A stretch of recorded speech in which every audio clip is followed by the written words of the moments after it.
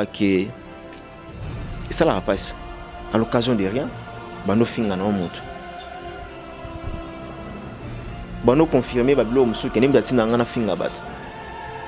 Par contre, ngamoko je suis témoin vivant aujourd'hui. Je suis témoin, il y a héritier atikala nanu kotinda ta une fois ti mon côté à la télévision à ingérer moto. Manzo gérer devant Zambelanga. Na gérer bon pourquoi?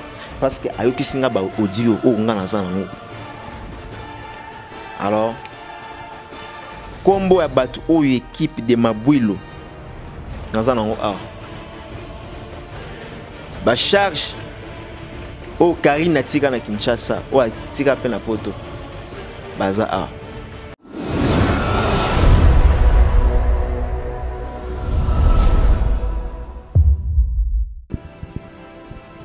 Mesdames et messieurs, chers internautes, voici les noms de charge de Karine. La numéro 1, charge Albosso. En tout cas, bandeko bo fana devant télévision, dans le balanga bo bangate. Bo fana banda on a bino. Benga déjà tata moi si soza na poto benga tata moi si Mike Lokamba na Kinshasa na ina banda déjà ba koma ba charge. Charge ngolo bani charge za mikala. Okoyi pe o memele li papa. Donc mutazo na bino okoyi ko simbele pe saki. Oza mukala, oza ba charge. Numéro 1, première charge. Muto pe na charge ya makasi. Il y a consommateur, il y a courant, il y a groupe électrogène. Il y a macor. Na tangana ba combo na bango, ba prénom na bango na ba nom na bango. Niamakor Angunza Mbalambe. Deuxième numéro 2 c'est qui? Pour na boka nganga gutité. Pour les sanga le lemo pour na beta na bossa na combo. Deuxième Pamela Chekola. Troisième charge. Juvenal Kibala.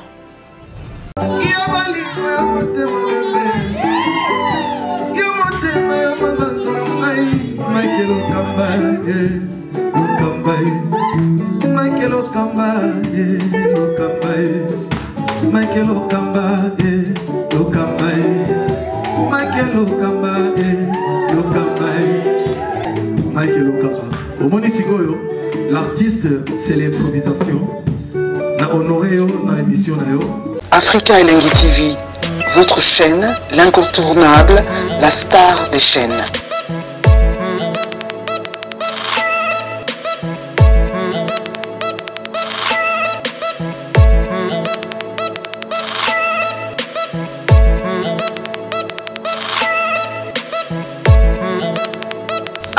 Africa Elengi TV, la magie de l'info.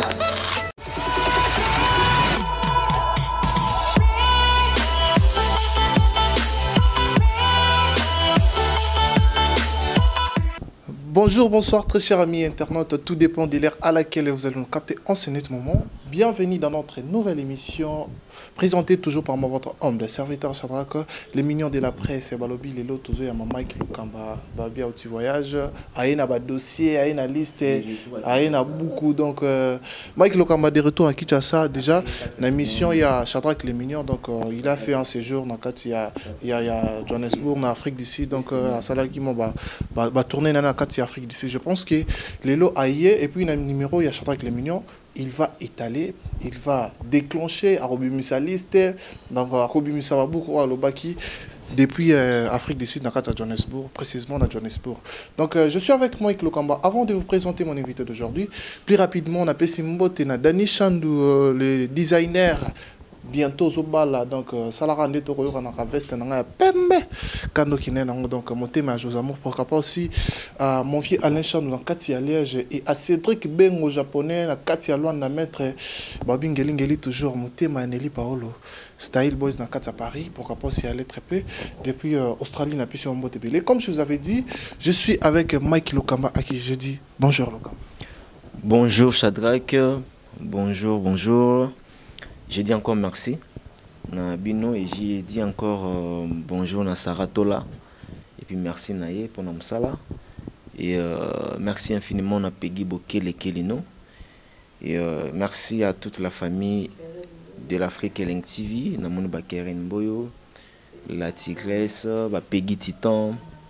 Donc on surtout on est vraiment ensemble. En anglais tout le baka we are together. Donc donc anglais côté déjà. T'es anglais côté que tu t'es là déjà. On a déjà les arateurs anglais na 2002. Na loba anglais vraiment en 2002 ba série ba centre de formation là comment est en plein mois ils ont qui na kata Kinshasa ba 2002 ba centre ba Molimas dans les camps là ba centre vraiment donc j'en suis fier aujourd'hui. Donc tout ça émission en anglais. Il y a pas de souci. Good morning, good morning. Ah. Voilà moi qui le Kamba, moi petite question. Il y a raté. Hein? Oh, I'm anglais. Okay, you want to talk with me in English now, okay? You wanna pay sinani let a person to know. But you tell me you want to talk with you in English. Are you able to talk with me?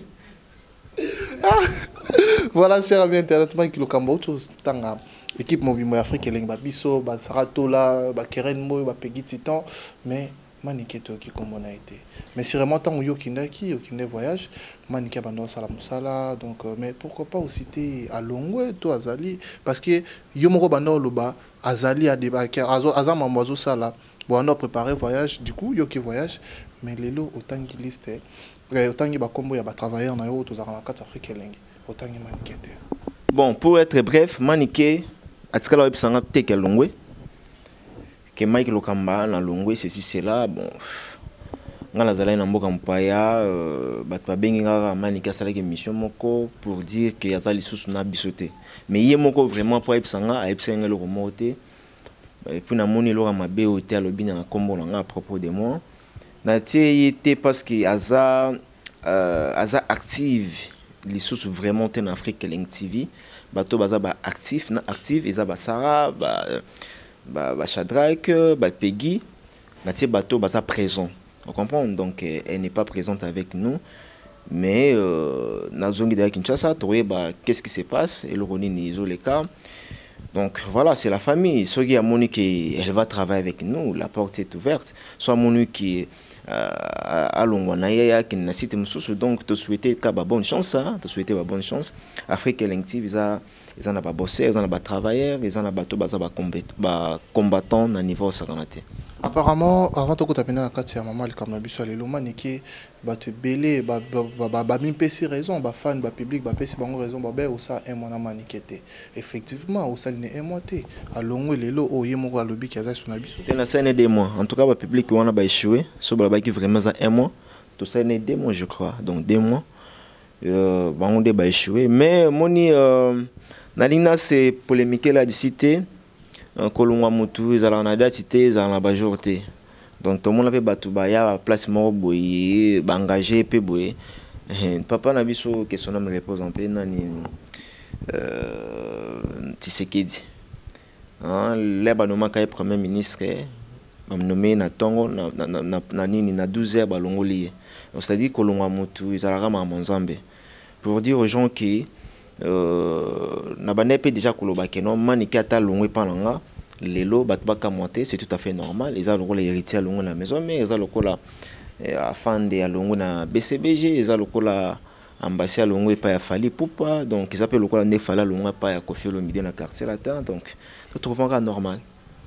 Voilà, merci beaucoup Mike Lokamba. Cette émission déjà fait un grand plaisir à celui qu'on appelle Balobi Papi Lediana Kati à Londres, on appelle son beau tébélé. Je pense que je suis avec Mike Lokamba par rapport à la demande de Basenga qui Bazela qui a bimisa liste.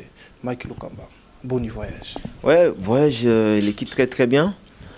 Na pesi na mbote mingi na elle dit la Joselando connection au bazana Kati Afrique d'ici na Kati Jobo. Les grands patrons donc na pesi vraiment bambote.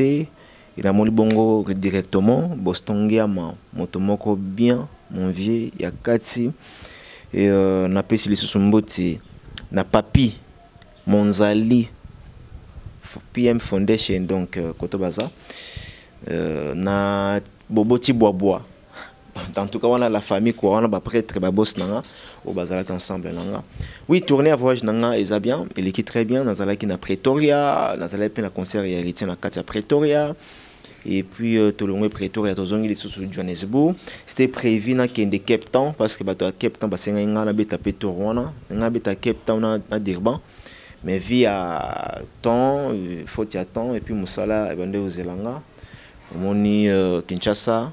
Et ça a la réalité dans le Kembo Kalibanda. Donc, je suis sûr que je suis na zonga. Yuebi na Nicoling a Téchadra qui au salam il faut mériter le salaire.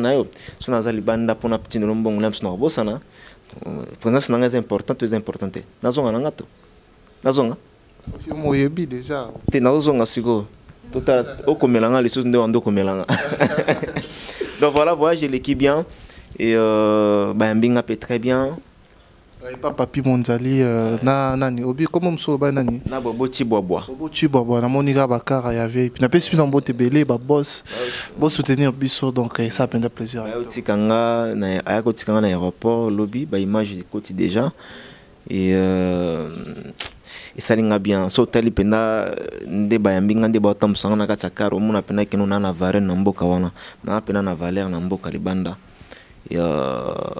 J'ai des larmes aux yeux, façon va te Après d'ici, dans le cas là, Kobo Sanabinoté, dans le cas là vraiment Kobo Sanabinoté, Boutika est vraiment un gars dans mon thème. Na moni ba collègue nanga ba confrère nanga ba Aïdor Bokwala, Aïdor Bokwala, ba Malela Alexandre, Malela. Et pourquoi pas na Mbombo, Bibiche, la plasme. Donc toute la famille au Bamba inga bien, tous ensemble na bango malgré des anazongi et en tout cas on est ensemble. Voilà Mike Lukamba tokota skona maman na likambo penza lelo donc babile onzoleo tosuyo tomika un peu ko analyser ko yeba ba vérité donc tout le monde a peu ba beaucoup ba liste yango o lo baki ko yanango.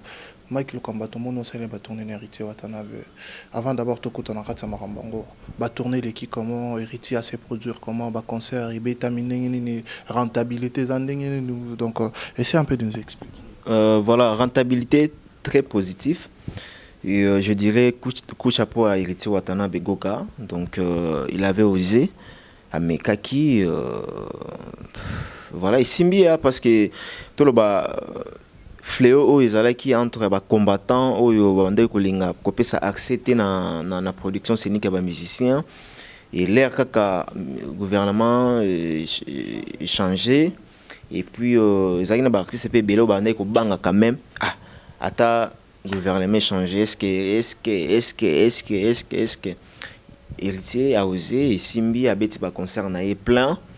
Et bien qu'il y avait eu quand même en salle vraiment Yamakacité, où ils en ont appelé de 2000 personnes ou bien 1000 personnes. Mais moi je dirais qu'ils ont bandeli. Et puis les producteurs, où ils ont hérité, ils ont fait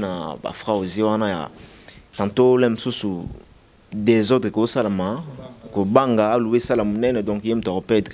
Pour tout le monde, on peut déjà Salama, la production scénique, il y a des sous Banda.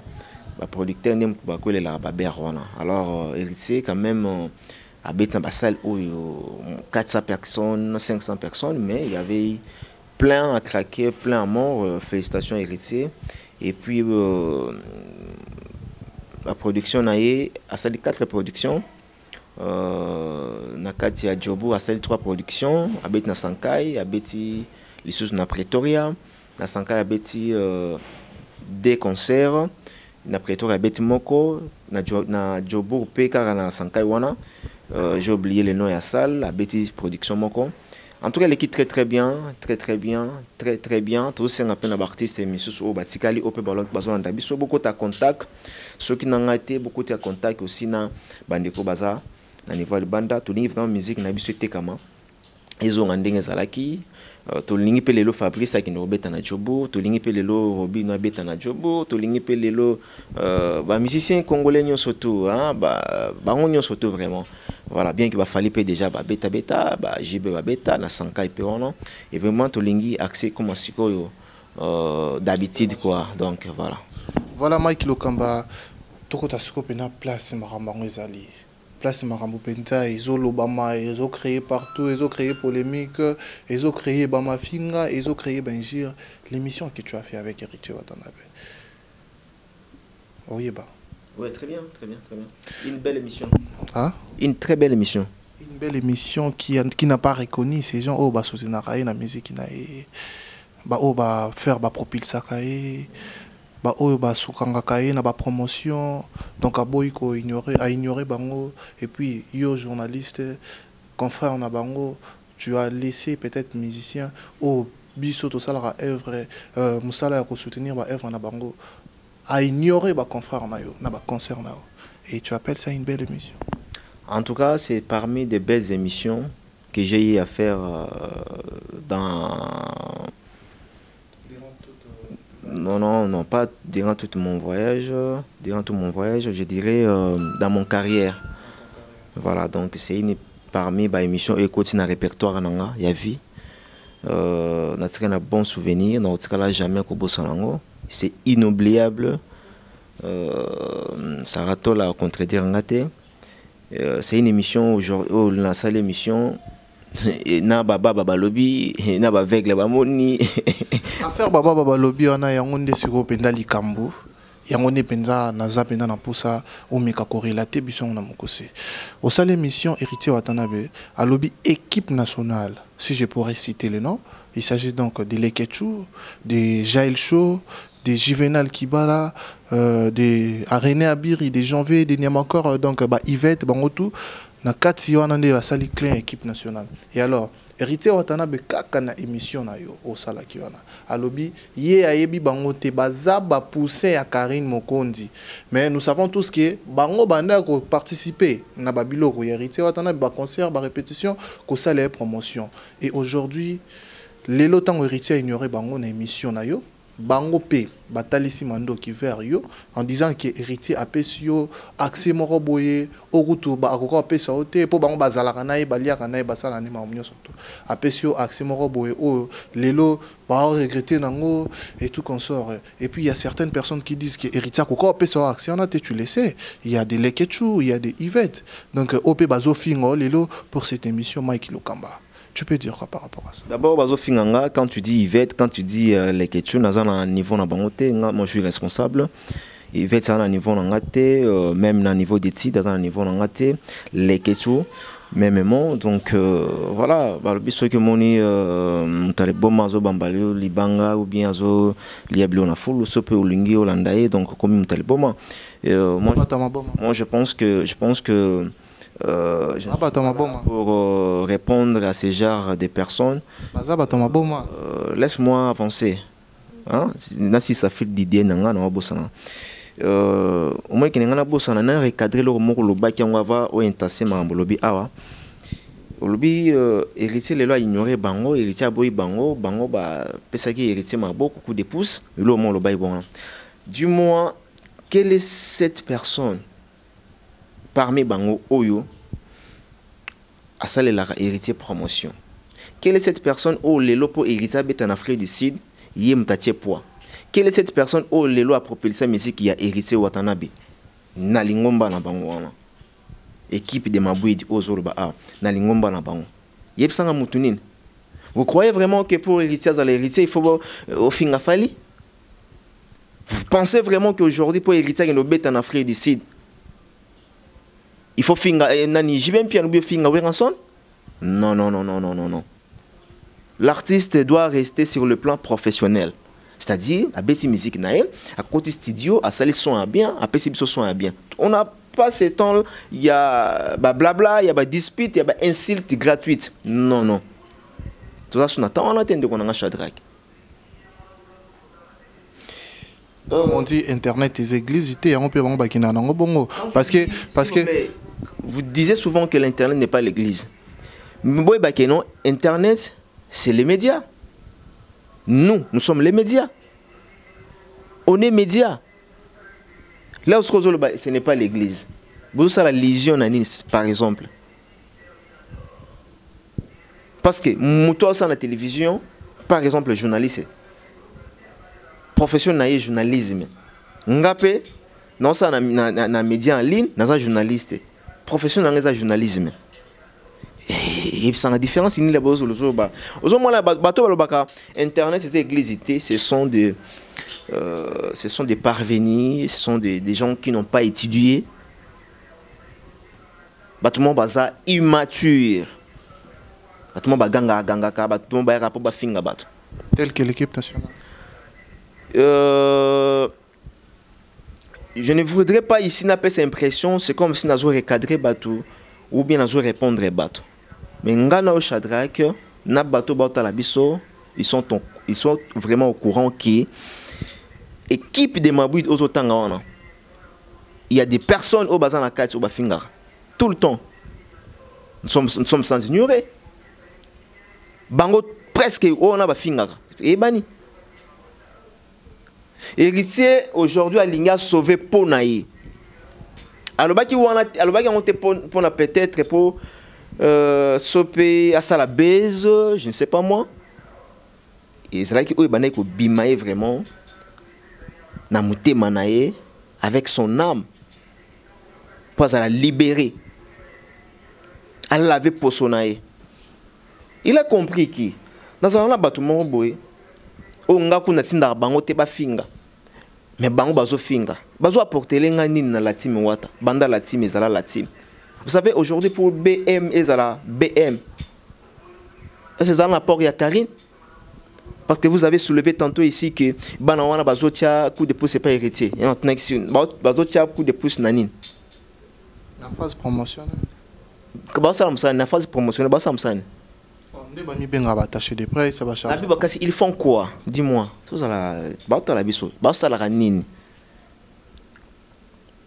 Est-ce que Naïp sera le homo? Je fais une émission avec Héritier. Dans les reportages, il y a concert. C'est ça la vraie promo. On dit ça la promo. Je fais une promotion professionnelle. Professionnel international. La vraie promo est-ce que Monique non Mike le Kambana qui n'a fait ici héritier l'équipe fali Moni boyete faire bonabé. Dans ça c'est juste une simple émission et le bisibat. C'est juste un simple reportage, batali, view batali, apprécier, batali que non artiste a bêti vraiment dans Afrique d'ici quoi. Et présence pour Mike le Kamba. Mon souki c'est les Terminators parce qu'en Afrique ici vous avez des stars. Côté musique, c'est Héritier. Côté presse, c'est Michael Okamba. Donc dis-moi, par exemple, ils font quoi là-bas à la team? C'est juste pour quémander. Michael Okamba, il vit dans combien de dangers? On a surtout qui ceux qui oye, donc ceux qui m'ont coussé on a yé n'gande babengarayo, toko betaille. Baba ça va m'cousser talo. Ça peut nous couper talo donc un tabac m'cousser teka marachère na teka yango ba kanela so yeba beta nga te non ko ba question pour répondre mais pour so bi ko beta na pe ko batikala ko beta Michael Okamba te donc voilà. Est-ce que tamboli déjà banzela na bango nde banzela na ngate place wa mela banko ya action des bouteilles plus action mo ngami les 40 te je te dis vrai na les 40 banzela on te nga na mona na pe pa pamba te. Mais sur Babiko Beta, pas de problème. Voilà Mike Okamba. Et ça là qui est comment? Quand tu as fait l'émission avec la star, l'artiste, qui fait bien son boulot, et bah tout le monde bailler pour minimiser d'ailleurs l'émission nayo, personnalité nayo, comme tu dis, tu as fait une promotion professionnelle. Parce que nous sali boulot non professionnel. Parce que bâtiment bailler na clamor na cliquement pour ne pas minimiser ba fingayo. Pour ne pas citer le nom, tu peux dire quoi par rapport à ça? Non, mon nom normal. Les Bézas, ce sont des gens qui bazolu kanon li patongo. Moninga il est dans zone abonné. Dans zone até, au moins crash salama qui na Air Ethiopia. En tout cas, le côté embêté, bateau ba voyager. Un ministre bazo bang avion à niveau saranate. Tarala na côte en avion, na CAA, aux ara direct. Il y a les ménages mobile. Donc voilà. Il y a sens négatif. Biso, toujours boulé maramusus. Là, bango bazo boulé mikati tongo, wa boulé bati, biso to boulé maramusus à likolo. Et bango nyo surtout on a. Dans un monde bango Attends, on attend, il y a solo sabangote, balinga na pe sabon makam, tout le monde a vu parti nae. Nana a vu Ninzaka, ou a vu Kingo, ou a vu Nini, balu basali ou bakokai ko sala. Mais ngala CP l'émission héritier, artiste aloba qui bien, et puis oyo batbandai ko s'attendre à loba yango wana. Tala, ndeko chadra que ça passe ko zana montelelo. Zana montou. Mouton ko tout l'aime so considérer qu'a été, mais il est tout le temps avec toi, donc il est présent. C'est-à-dire à un concert, à l'endroit na concert, na lemba, landi, na répétition, bajar le quoi banyamako par exemple. Moutongo tchari kate meye mouta atie sa okana makasi. Moi bajar banyamako na balatim denza. Et puis na bakape ya bande comme si on tanga ba combat. Donc azar genre ya bato o baluka ko s'attacher à force. Voilà, bango nyoso tourna. Bango nyoso. Je dis bango nyoso. Na sa liste awa. Non, c'est liste parce que j'ai eu beaucoup de temps avec des héritiers Watanabe. J'ai eu un bon moment, il y a repartagé un héritier. J'ai eu un bon moment, il y a resolanaye. J'ai eu un bon moment où héritier a Kisinga Audio Voice. Tous appellent la Voice mais on a un scandale et on a prochainement deuxième émission dans la Voice à surtout awa. Nabando loba que et ça la passe à l'occasion de rien. Bando finga na moto. Bano confirmé babilo musu kenem datina ngana finga bat. Par contre ngamoko je suis témoin vivant aujourd'hui. Je suis témoin, il y a héritier atikala nanu kotinda ta koni fuati mon côté à la télévision à ingérer moto. Nazo gérer devant Zambelanga. Na gérer bon pourquoi? Parce que ayoki singa ba audio o ngana zanango. Ya moko na moko. Même ba tout le monde na bangwa. Ba ko singa ba voice ya moko na moko. Mais avant l'émission, on a dévoilé le moment où comme Sabat. Non, c'est-à-dire que Bana wana le basala babuzoba. Et ça le touché maman Sylvie Mampata. Et c'est héritier c'est non. Pour lui qui nous direct. Héritier c'est non. Héritier c'est non. Alors ça le voice. Alors comment là pourquoi tu as fait ça? Vous comprenez? Donc ce qui a déconné à n'engagement héritier d'assez la rabango ba voice pour na koké bisabango pour na ko copie qui sabango ba bandelango pas héritier à nim datine la ba voice héritier solo la peine à bango nyo sotuté. Par exemple Karine qui ne sait pas que Karine héritier ba solo là dans sens héritier soit héritier pas comme à Karine bonjour héritier pas comme bonjour bien sûr toi basta. Tout à fait normal. J'ai le chaud. Parce que là, direct, na héritier. Vous comprenez? Donc voilà, les appels à votre sous oyo. Au comme la héritier, so comme lié. Et vous les cas. Ah, on s'est présenté, ngai mutu ki ngani boy. À Monique, ah, yom tu ouais rappel na répétition, ceci c'est là. Et puis, ba message sur na moni, ils ont bat o so ba fingi. Ba tindi voice ba ngomoko. Allo boss. Et puis que mutu wana pena na kamoli na fingi il a ah na ngati nga voice mutu kingani tena linga makambo te ko sala nga makambo te et c'est pesanga te na sens wana na bandolo ba vous comprenez? Donc voilà au bas 8 ans ya comment ma place au qui te faire éclaircir bateau panda batan au surtout équipe wana bakanga mana héritier équipe wana bazarana héritier parce que héritier ba ka même ba concert bato bana poto ba fanatique nyonso ta wata ba onyoso ba yebi héritier ba ka na ba concert parce que pour ni panda bata wana nyonso tout oyo ba na ko finga bato na kombo héritier parce que ça a fingi na suka moto na tembe ni bazo finga na kombo héritier comme tu as dit et après na moko ko komila ye ibisi ya prise na sala gelo mombo mais pourquoi pas aloba ki yango banda kala pona a cc babilo kwana mais yo lo bango kaka seulement tango ma me uto bima ya baken piana ni basele bana ni tango ni makoro alongwe tango bakangisi pourquoi ayo lo bango kana temps o yango lelo ba mo benga émission base mission internet. Voilà, je dirais que maintenant dans la façon nae cette question oh tuninga awa la question on a tena héritier là to fani na flat nae là na kota la ou accès ba audio na tune question non La réponse était que Mike Lokamba nalinga tena loba makambo pour mokili comprendre. Et puis que ça la makambo teka pour mokili pas comprendre yo. Dans la façon na y vivre. Na epsi héritier. Ozomona te ke mokili o juge mabe ndingo lo barate boye ndingo la ça facette te que non yo doni mtotinda bana on a tebité. Pour nga vraiment non sentir c'est important. Ce qui est plus important c'est que nzambe langa ayebi ke natinda bana on a te. Ce qui est mieux. Comprends? Artiste avait pris la poste au Lobama. C'était ma question. Et par rapport aussi, Ndengue, trop c'est trop. Voilà, dans Alembi, et puis Yepé a eu des dérangements. Pourquoi ça? Pourquoi ces garçons-là, Longwe, Abandi, Mamoroboy, raison, une cause des années? Dans le cas de déclenché. Là, par exemple, l'herbe a tout hérité. Na makambo ya rançon na Sylvie o batuni apo nini yuzara na Karine pona nini Karine a clashé sur Mampata ceci cela héritier aboya oloba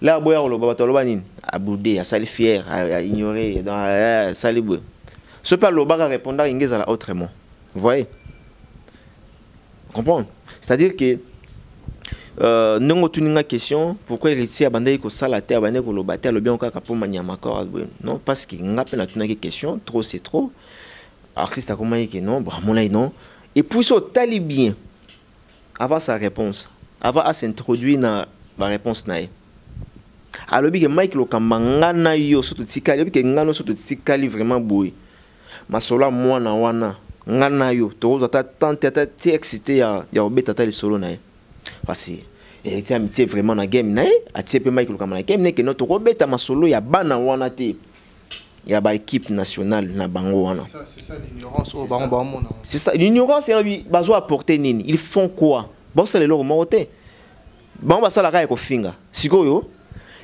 héritier azali suna posa ya ko ba fingele mutu te po atinda ka bango te ole suka benga na bango ke no ah maître vous bengana bana a bengani bango directement à la télévision bazaba improductif bazo produire le au mortin déjà ba il a hérité ta contrat bon comme que non papouche ingrat bona boy au sal nini pour la papouche au contraire l'aime super au l'aime bon hérité au contraire l'aime sous hérité après son bon anda. Donc voilà, bah, ce sont des ingrats, ce genre de personnes. Mais voilà, on a préféré Natanga liste en haut. Aux autres zoomés nao hermoro, aux zoomés nao. Donc on a eu le bagage juste. Ngala sandu côté pour la mela makambo. Pour na bankité. Batailler sur Christ. A tombo carapé. Alors, combo ya batu ou équipe de Mabwilo dans un a ba charge o Karine tika na Kinshasa o tika pe na poto baza a héritier le bien et le réseau déranger bino pour a le mieux en ba charge mais c'est tout à fait normal boeba héritier pour nanani par exemple. Ça dit, Fimora Ranabino, à présenter Rabino, Papouche, Tala Naniboué, Tala Okinganiboué. Vous avez charge. Alors, est-ce que vous permettre de faire la charge à Karine? Bien sûr, il faut tant. Ou est-ce que vous permettre de faire Kinshasa nazo kiteroyinda awa? Est-ce que vous permettre de faire la charge? Avec plaisir. La charge à Karine. Plaisir. Audio à moko na moko. Il faut ça boulagnon. Mais audio to ça la deuxième émission. On to ça on anda côté libanda.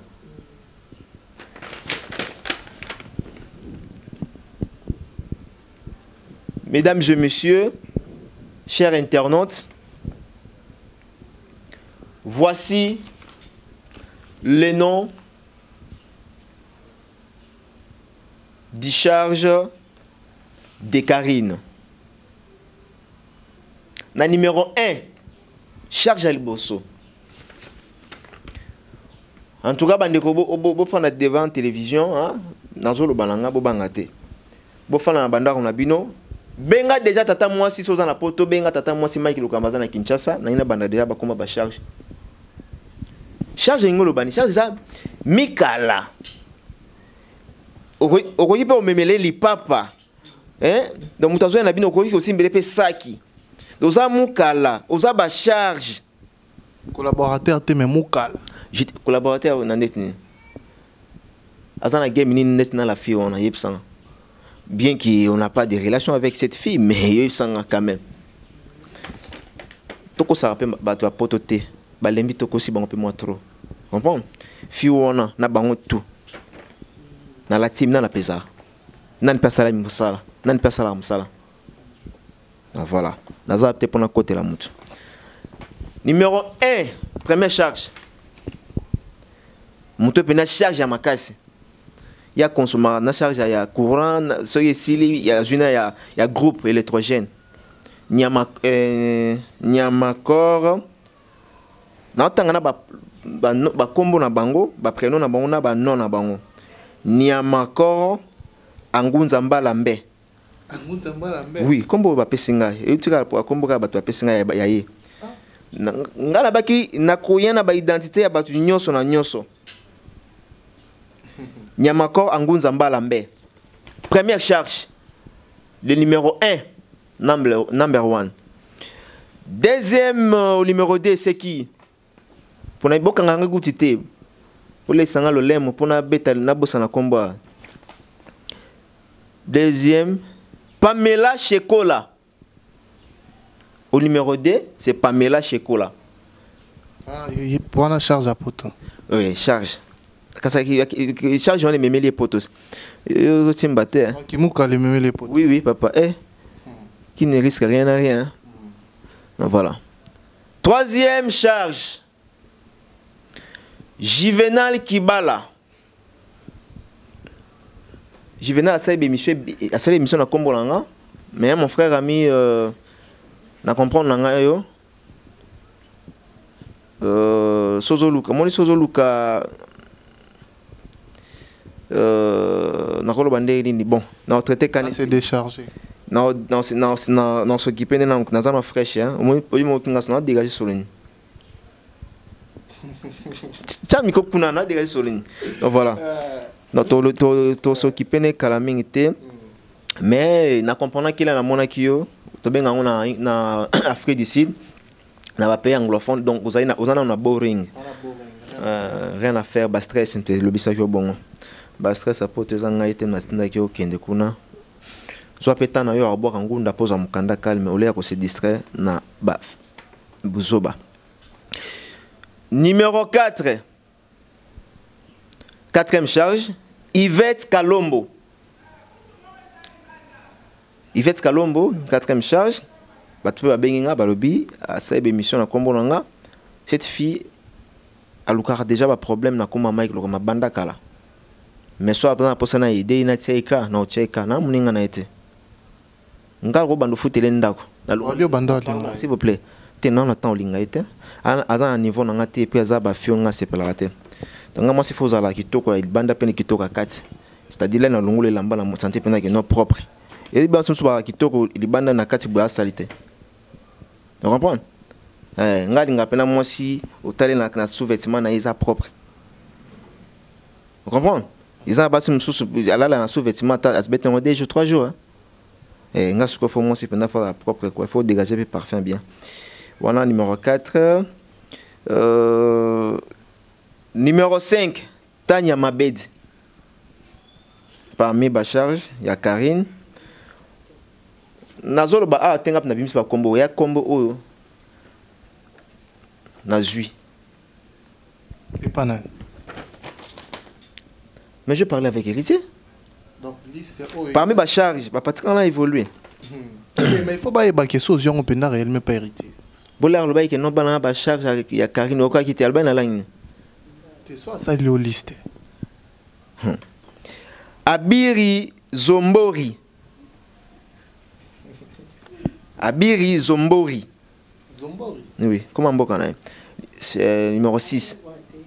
Numéro 6, Abiri. Numéro 6, hein? 6 non, voilà. Numéro 7, tout ça na Janvier Masombolo. Janvier Masombolo.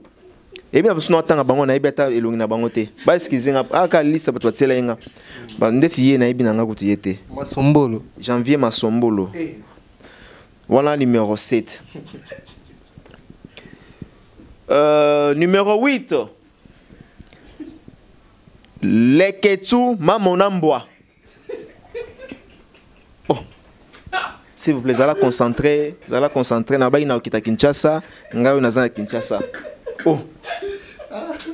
Oh. Eh, moi qui le camp. Bah, comment vous en oh. Leketsu Mamonamboa. Donc, voilà. Leketsu Mamonamboa. Azana numéro. Tosuki na numéro. Na Leketsu Mamonamboa numéro 8. Au numéro 9. Toujours Bacharge ya Karine. Et le Bangaïté, le Bagi Mokonzi, Goga, Totorina, Motoatembe. Alors, on a émission à Mike Lokamba, bah, propos naïe. Afilora. Afilora.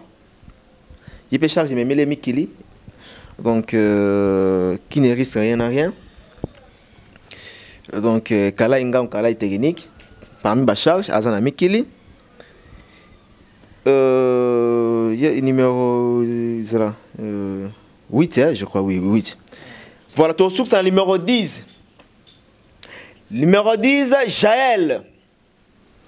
Lukoki a repêché dans 5 cours. Goudi. C'est-à-dire, Jaël a dans la liste, il y a parmi ma charge, il y a Karinité. Jaël a master, il y a Karine. Donc voilà, Abimi Goudir. Voilà, Abina Goudir, il y a bien. Pour toi, on a des Goudir. Il y a repêché dans 5 cours. Lukoki, petit sœur, félicitations. Au bossé dire vraiment, donc, il a repêché dans 5 cours. Abina Goudir, il y a bien. Et donc, voilà. Non, Cynthia déjà, Nathan qui déjà. Oh, Cynthia Nathan était. Voilà. Numéro 11, Yasuka. Cynthia Wadol. Cynthia Wadol, parmi ma charge, il y a Karine. Voilà tout ce qu'il y a. Parmi la liste, il y a Baton Natangi. Au héritier, moi, lobby qui Bayaka la team pour Nabamona, Bayaka la team pour Bakende Poto. Donc, bakoma ko finga bato po héritier tia bango kapo ba mema bango poto. Zona nanga bien. Donc tellement Karine mema ba mema Karine poto et pesa baron team. Nketo. Héritier j'aime bien ce beau vocabulaire nketo. Nkento ba na nkento. Donc ntima donc passe. Haine, jalousie. Donc bakan sa technique a mema Karine facilement na poto, ils appellent facile pour na bam sous ba kende poto. C'est ça. Oh. Tu vas bien pour ça. Ils ont été malobaya goga. Donc voilà. Voilà moi qui le kamba auto tanga liste oyo goga asaila kio pour na koluka ko ye baba comme tu as dit ba charge souté mais ato yo zamo mususu ki bamika la ya Karine. Donc tu nous confirmes que baza bamika la ya Karine par rapport à charge liste au goga pesa kio. Et moi qui le kamba est-ce que aux autres la gravité à Makambo les lots au bengi bango bamikala est-ce que tu t'attends au nombre des émissions au bango bossel au nombre de réponses au bossala au yo les lots ba qui c'est le bango sukombo au bengi bango bamikala selon définition là bazo ba charge à moto est-ce que charge za moto nga so singa charge nani za charge nani Shadrach a charge ya Mike Lokamba. Non, nako bandeli. Mike neli voilà. Baza ba charge. Babi baza ba charge ya Shadrach. Nga plan na kati wana en tout cas faut na lela. pour nabi que selon définition nabi que na fona za mukala il faut na memara basaki il faut payer na pêche au t-shirt na palais vite fait il faut na beaucoup la kayo na damisa kayo et puis na transport pe na pesio donc voilà charge eza belé eza na ba signification na ngo belé selon ba fil d'idée na ngai donc eza na ba définition belé.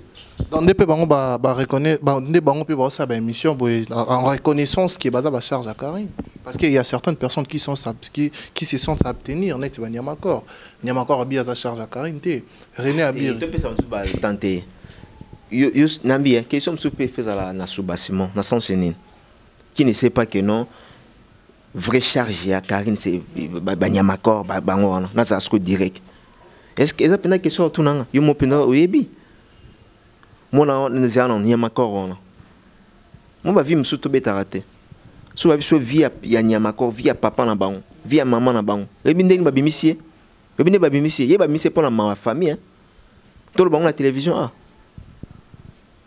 yebi na ngolo ba ma bete la pe ba malamu te par exemple Fiona Karine ah ma bien nice maybe ma o ya sala pour na garçon non garçon na yebake donc voilà dans la pour ça le ba ebele arrêtez vraie charge d'écouter voilà moi qui le comment je pense que le message est passé il le là c'est la bimi abi ba to bimi c'est ndabi c'est mettre ninja mais il pas hérité à sa charge à Karine pour hériter Karine tu as même la bango hérité obi yé na ba émission na ba vidéo na salara abi héritier pe à sa charge à Karine pour Karine tu as même la bango hérité a même la bango hérité pour na ba c'est des promotions non il est malade il est malade papa il est malade est-ce que héritier dans na tunika sur moi est-ce que héritier dans la poste à Karine ben mais l'air abimisa Karine azara chaque exemple moto dans la poste na laisse Niamakor dans la poste à Karine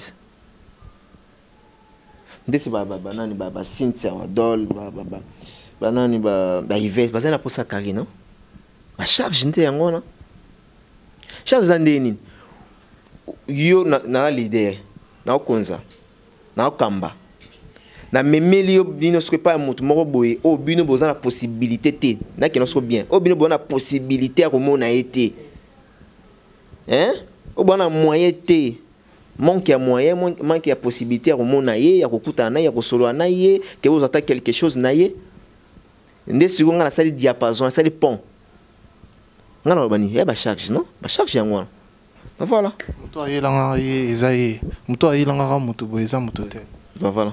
Donc voilà Mike Lokamba, je pense que le message est passé. Nous entamons lentement et sereinement vers la fin de notre numéro. Je ne sais pas, tu peux dire quoi comme mot de la fin. Voilà, dans le Bakaï, au bazar pour ça c'est la émission, basala. Donc dans la deuxième émission, auto sala, NFT sont sana entre eux ou bien bah comme on bosse na banango, Keren, la tiresse ou Saratola ou bien Peggy Citato pour na kaka fiko to ça na mutu moko.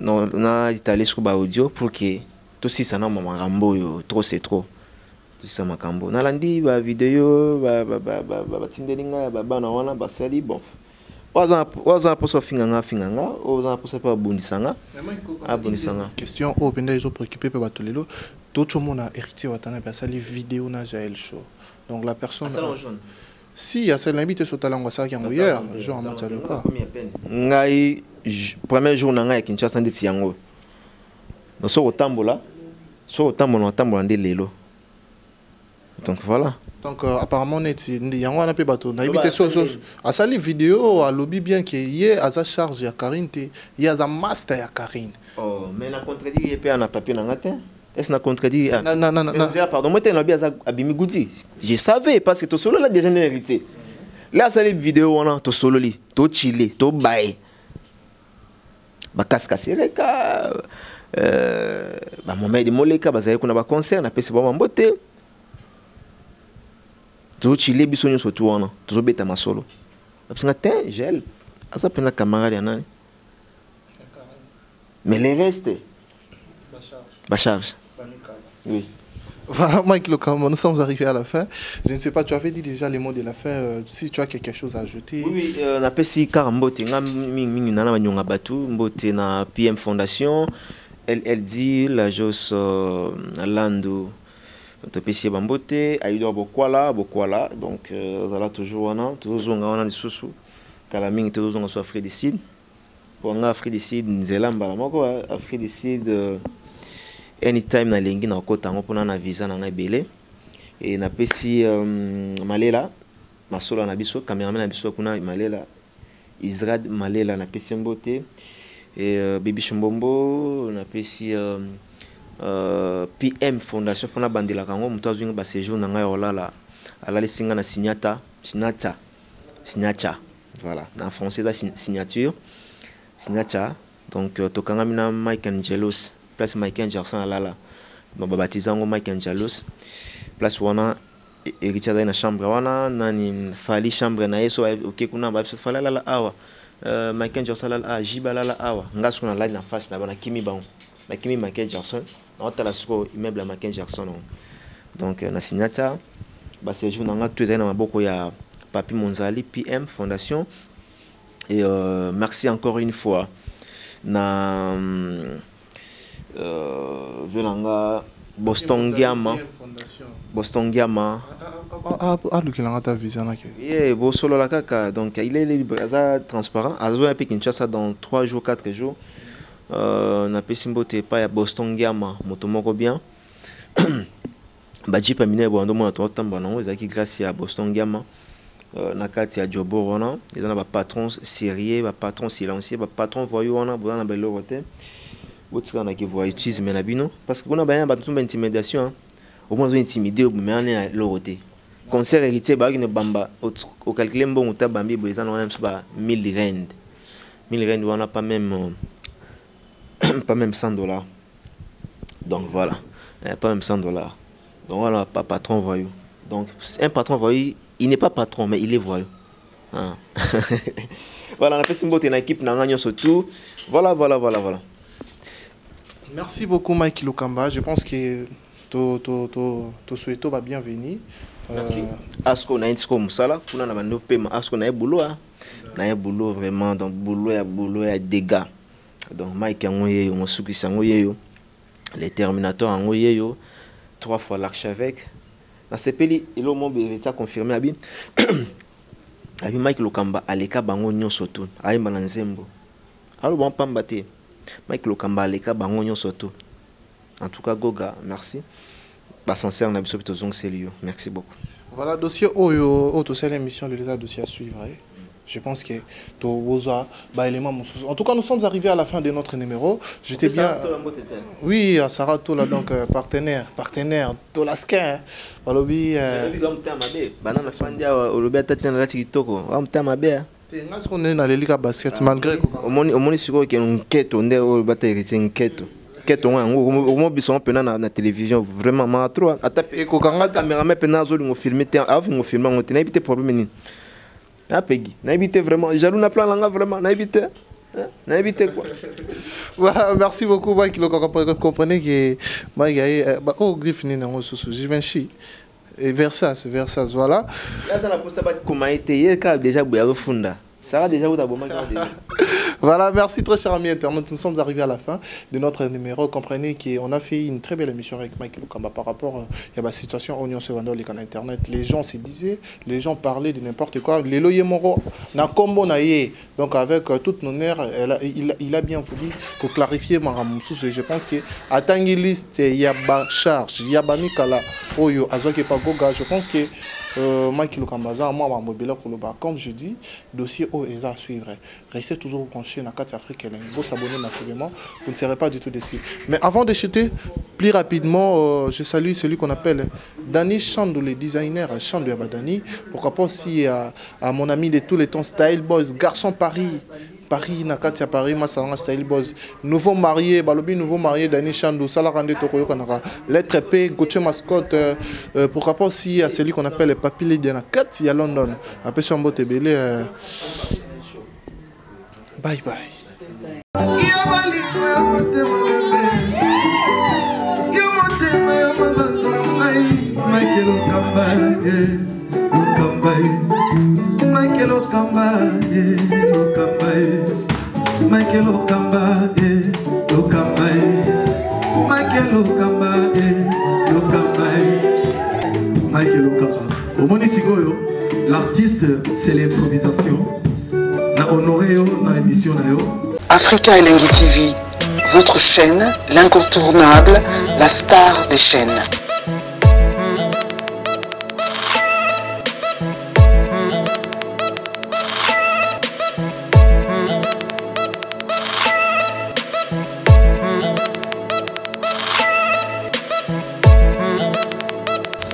Africa Elengi TV, la magie de l'info.